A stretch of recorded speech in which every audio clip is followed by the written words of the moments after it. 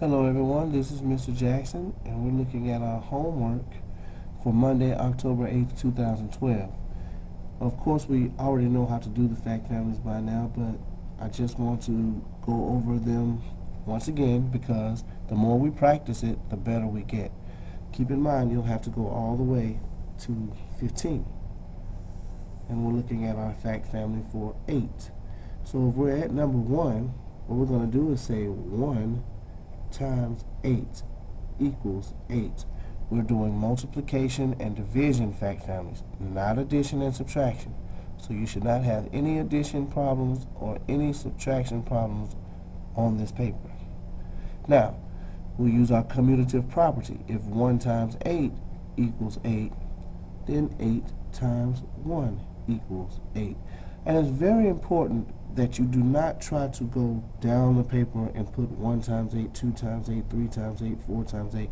It is true that you will get done at the same amount of time whichever way you go.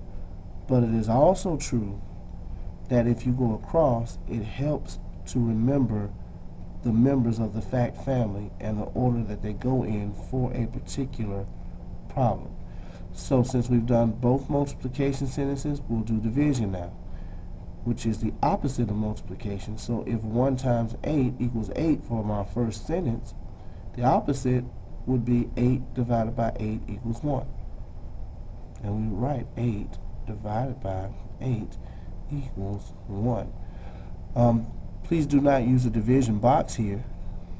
Please use the division sign to get your credit. And if 8 times 1 equals 8, then 8 divided by 1 would equal 8. 8 divided by 8 equals 1. Real quick, I'll go over the second and third.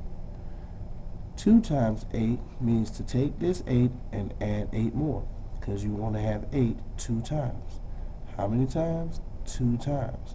8 plus 8 is 16. So 2 times 8 equals 16. And that means 8 times 2 equals 16. When you switch the factors, that is the commutative property of multiplication. If you switch add-ins, that is the commutative property of addition. Now if 2 times 8 equals 16, then 16 divided by 8 would equal 2. And if 8 times 2 equals 16, then 16 divided by 2 would equal 8. So by the time you get used to it and very fluent at it, it would look something like this. 3 times 8 equals 24. 8 times 3 equals 24.